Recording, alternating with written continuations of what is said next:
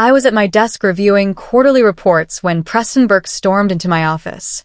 Two security guards flanked him, and behind them stood two uniformed police officers. My stomach dropped. "Alice Monroe," Preston said loudly enough for everyone on the floor to hear. "You're under arrest for embezzlement." He threw a stack of documents on my desk.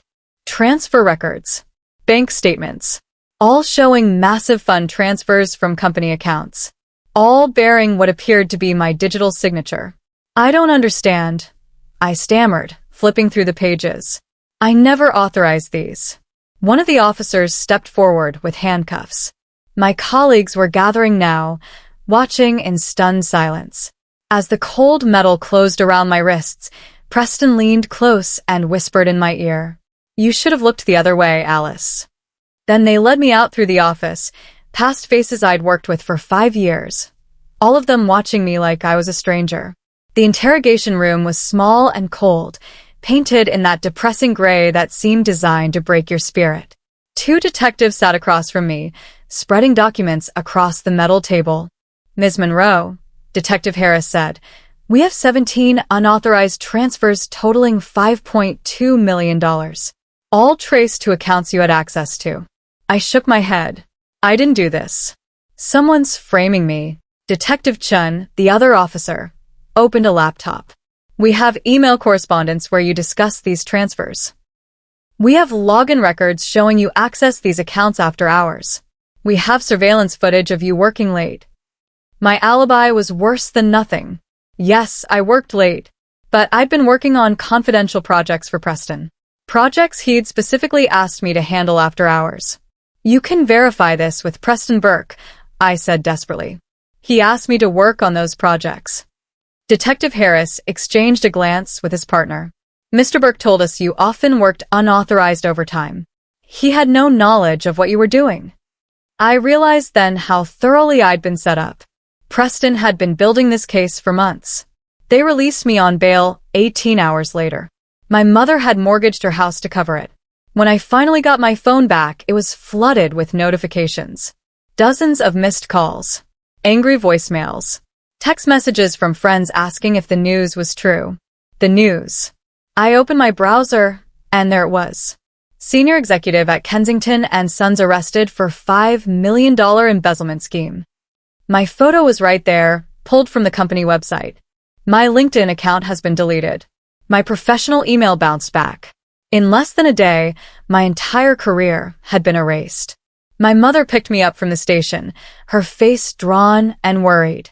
She didn't ask if I'd done it. She just hugged me and said, "We'll figure this out." But I could see the doubt in her eyes. Everyone doubted me. The evidence was too perfect. Preston had made sure of that. Back in my apartment, I sat in the dark for a long time. Then I remembered something Preston didn't know about. 3 years ago, after a security breach at the company, I'd set up a personal backup system. Nothing illegal, just a private cloud server that automatically archived my work emails, calendar entries, and access logs. I'd done it to protect myself after the breach had resulted in several employees being blamed for lost data. Preston had never known about it because I'd set it up on my own time, using my own resources. I opened my laptop and logged into the server. It was still active, still backing up data from my work accounts. Or, at least it had been until they cut my access earlier today. I started downloading everything. Years of emails, financial records, meeting notes, calendar entries. If Preston had framed me, the evidence of how he'd done it would be somewhere in this data. I just had to find it. I spent the next 48 hours going through the files systematically. My eyes burned from staring at the screen, but I couldn't stop. Then I found something. Encrypted messages in Preston's email. He'd been corresponding with someone at Vance Corp, Kensington's biggest competitor. The messages were vague, but the pattern was clear. Large fund transfers from Kensington accounts happened within days of these communications. I cross-referenced the timing with the embezzlement dates. They matched perfectly. One message in particular stood out. Phase 1 complete. Package delivered as promised. Awaiting next instructions. The date was 2 weeks before the first embezzled funds disappeared. Preston wasn't embezzling for himself. He was stealing from Kensington and feeding the money to Vanscorp. But why? What could they possibly offer him that was worth betraying the company he'd worked at for 15 years? I started digging into the people around Preston. His assistant, his team, anyone who might be involved. That's when I found something odd about Bridget Chen, the new intern who'd started 6 months ago. Her resume said she was a business student at the local university.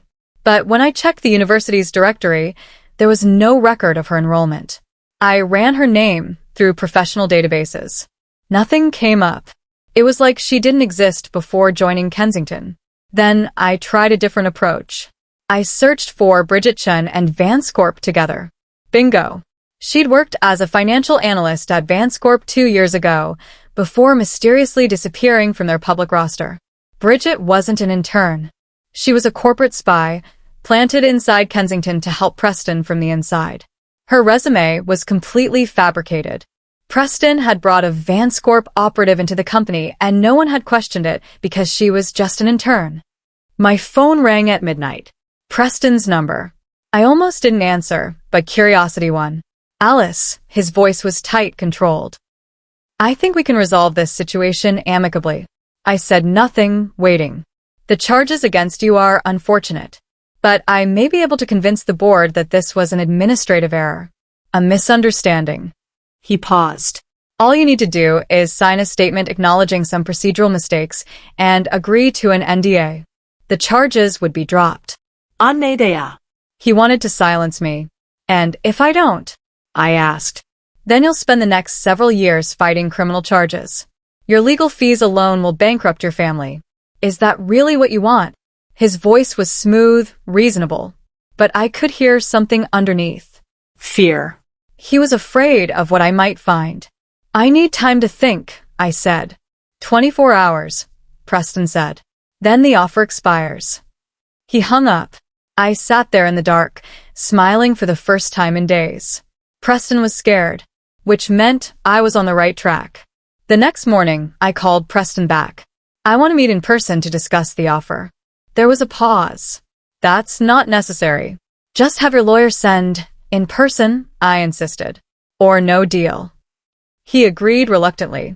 We met at a coffee shop downtown, neutral territory. I made sure to sit with my phone on the table, recording app running. I'm glad you're being reasonable, Preston said, sliding a folder across to me. The statement is straightforward. Just acknowledge the administrative errors. I pretended to read it carefully. When you say administrative errors, you mean the transfers I supposedly authorized? The transfers that happened under your credentials, yes. The ones you set up to frame me? Preston's face went rigid. Be very careful, Alice. You called me at midnight offering to make charges disappear. That's not something an innocent person does. I leaned forward. You set me up because I was getting too close to something. What was I about to find, Preston? Preston's jaw tightened, but he kept his composure. You're making a mistake. Maybe, I said. Or maybe I've already found where you're hiding. I didn't have all the pieces yet, but I needed him to think I did. It worked. Over the next hour, as Preston tried to convince me to sign his statement, he let small details slip. References to timeline pressures and external obligations. Mentions of how the company was heading in a new direction anyway. Each slip told me more. Preston wasn't just embezzling. He was working towards something bigger. A plan that required Kensington to fail. When we finally parted, Preston looked rattled. And I had an hour of recorded conversation where he'd implicitly admitted to setting me up. It wasn't enough for court yet, but it was a start. I kept digging through the backup data, focusing on Preston's calendar and meeting notes. That's when I found the travel records. Preston had taken 3 personal days in the past 2 months.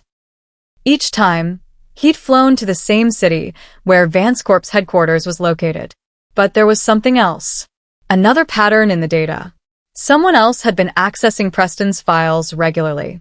Someone with insider access to his accounts. Eleanor Burke, Preston's wife. I'd met Eleanor twice at company events. She was old money, sophisticated, always perfectly composed. She sat on the boards of several charities and cultural institutions. According to the data, she'd been quietly accessing Preston's work email for weeks. At first, I thought maybe she was suspicious of an affair. But the timing was too specific. She'd started accessing his email right around when the embezzlement began. Eleanor knew. She'd known for weeks. And she'd been moving her own assets, transferring funds out of joint accounts and into personal ones. She was preparing for something. But what? I was out getting groceries when it happened. When I came back to my apartment, the door was slightly ajar. My heart pounding, I pushed it open carefully. The place had been searched. Drawers pulled out, cushions overturned, my desk ransacked. But here's the thing. They'd been neat about it. Professional. This wasn't a random break-in. Whoever had done this was looking for something specific. My laptop was still there, sitting on the coffee table where I'd left it. They hadn't taken anything. They'd just been searching. Looking for my backup drives, my documents, anything that might contain the evidence I'd gathered. But everything important was in the cloud, encrypted and backed up across multiple servers. They'd found nothing. Still, the message was clear. They knew I was digging. And they were watching me. I called the police, filed a report. But I knew they wouldn't find anything useful.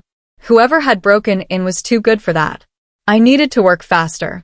Before they decided I was too much of a threat, I started following Preston, carefully keeping my distance. 3 days after the break-in, he drove to an upscale restaurant on the edge of town.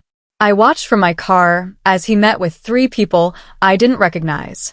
Using a long-range audio recorder I'd ordered online, I captured their conversation. They were Vance Corp executives, and they were discussing Project Phoenix. The timeline is still on track, one of them said. Phase 2 triggers in 3 weeks. Preston nodded. The supply chain disruption is ready. Once it hits, the flagship product line will collapse. The stock price will tank. And you're certain the board won't catch it in time? I've made sure of it. Key vendors are already positioned to fail.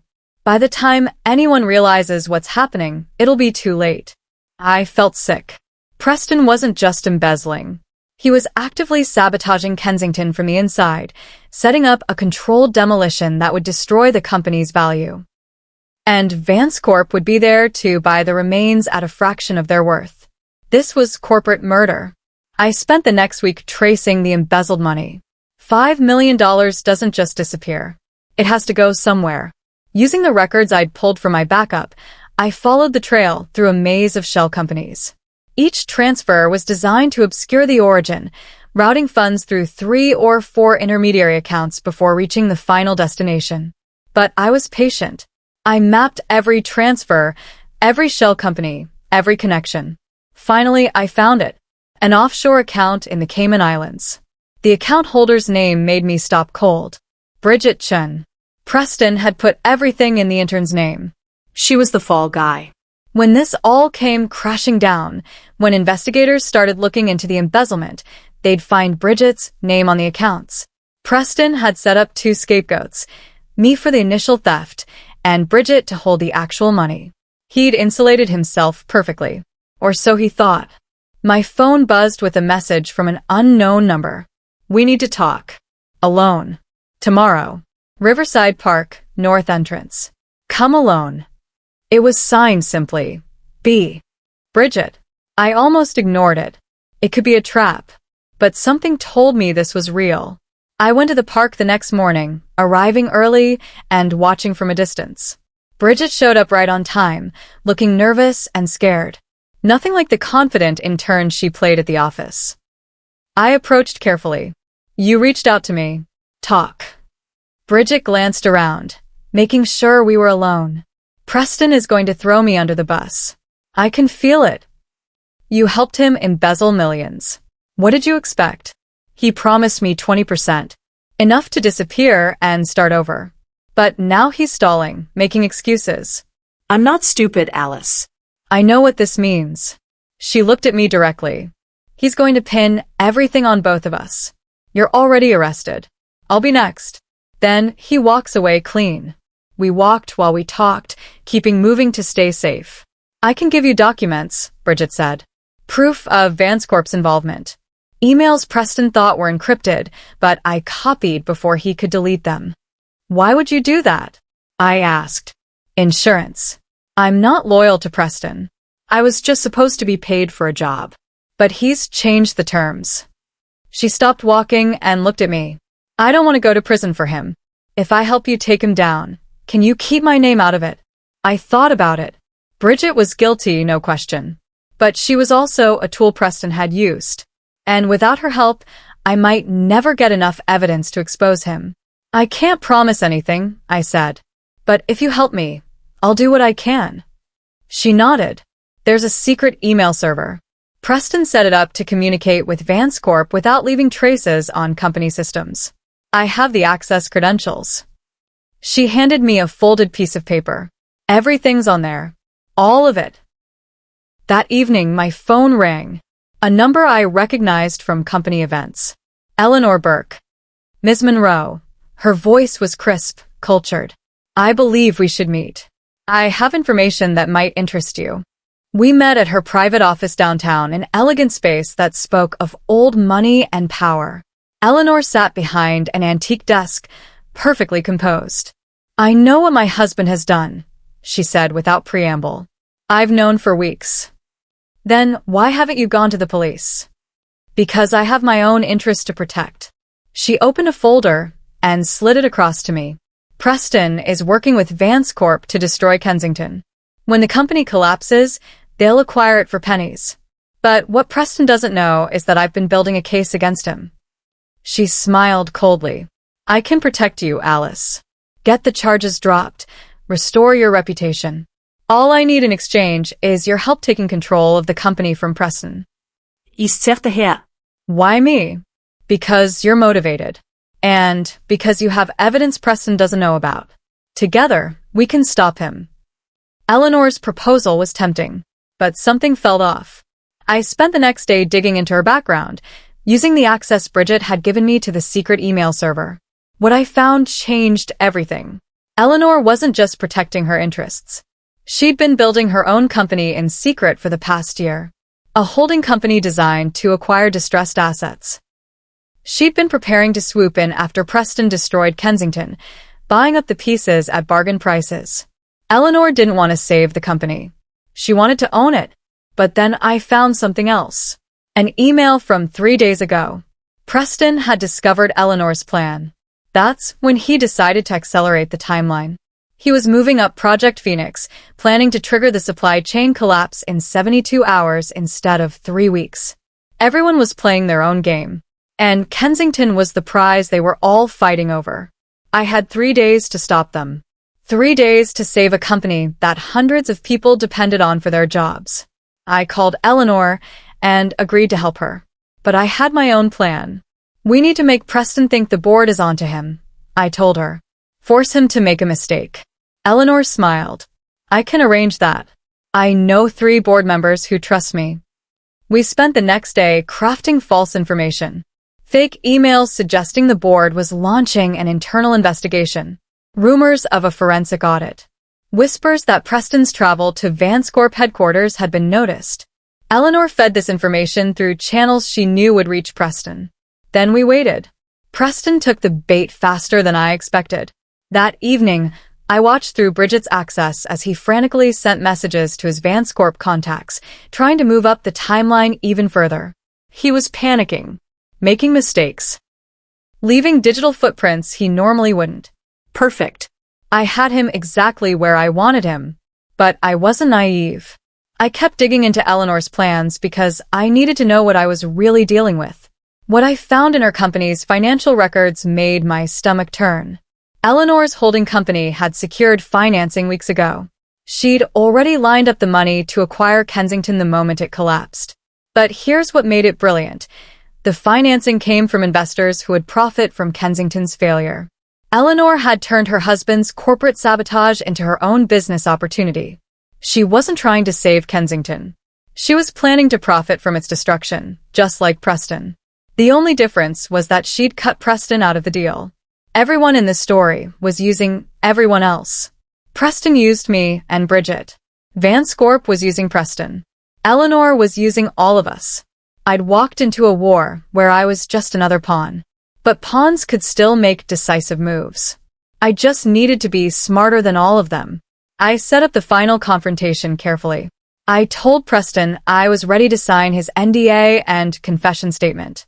We agreed to meet at his office after hours when the building would be mostly empty.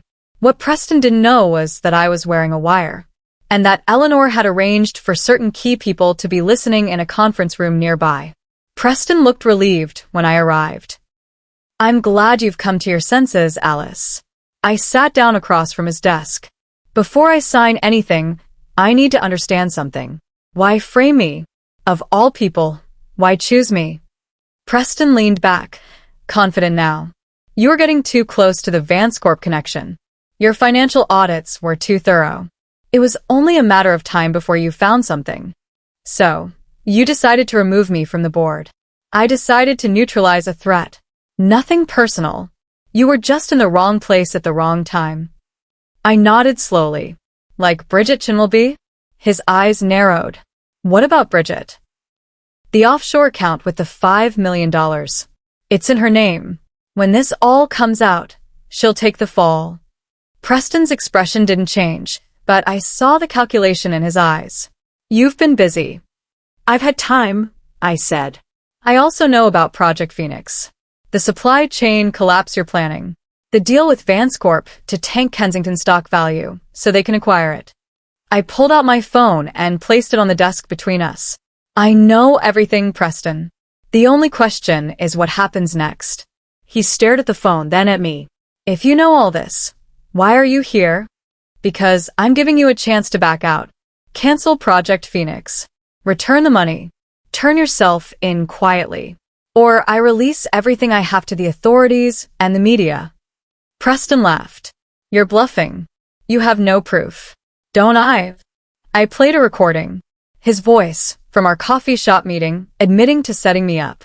Then clips from the Vance Corp meeting discussing Project Phoenix. Preston's face went pale.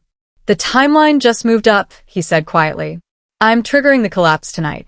Preston grabbed his phone, but I was faster. "Too late. I've already alerted the key suppliers. Your carefully positioned failures won't happen. And in about 30 seconds, the board is going to walk through that door." Right on cue, the office door opened. 5 board members walked in, Eleanor among them. They'd heard everything through the wire I was wearing. "Preston," the board chairman said, his voice cold. "You're fired. Security is on their way." Preston stood, his face a mask of fury and disbelief. "You can't do this. I have lawyers. I have contracts." "You have federal charges coming," Eleanor said smoothly. "The FBI is very interested in your communications with Vance Corp. Corporate espionage is quite serious." Security arrived and escorted Preston from the building. He didn't fight. He just looked at me with pure hatred as they led him away. I'd won, but the victory felt hollow.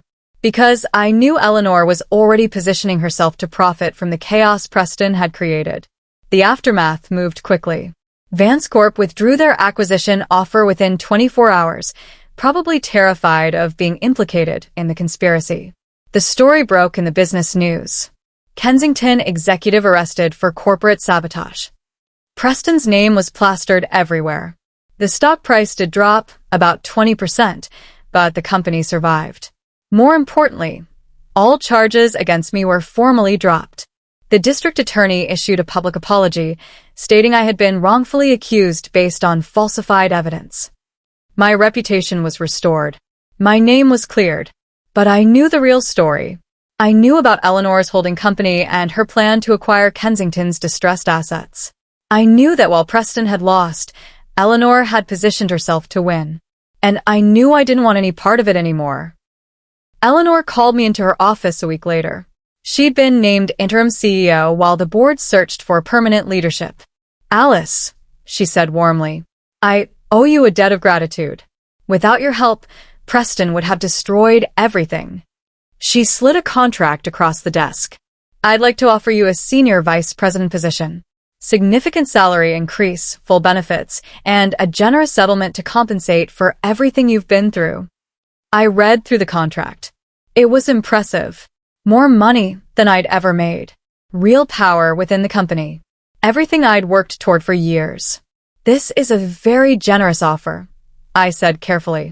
Eleanor smiled. You've earned it. We make a good team, Alice. I could use someone with your skills and your discretion. That last word hung in the air between us. Discretion. She wanted me to stay quiet about her holding company, her plans to profit from the crisis. She was offering me money and power in exchange for my silence. I thought about it for exactly 10 seconds. Thank you, Eleanor. But I'm going to decline. Her smile froze. Alice, I don't think you understand what you're turning down. I understand perfectly. You're offering me a place in your game. But I've seen how you play, and I don't want any part of it. I stood up. I'm going to take my settlement and start my own firm. Corporate security consulting. Helping companies protect themselves from insider threats. I walked to the door, then turned back. You should know that everything I learned about your holding company and your acquisition plans is fully documented. If anything happens to me, that information gets released automatically. Eleanor's expression went cold. You're making a mistake. Maybe, I said, but it's my mistake to make. 3 months later, I opened Monroe Security Consulting. My first client was a major corporation looking to audit their financial controls. They'd heard about how I'd exposed the Kensington conspiracy. My nightmare had become my greatest strength. I'd turned betrayal into opportunity, and for the first time in months, I felt completely free.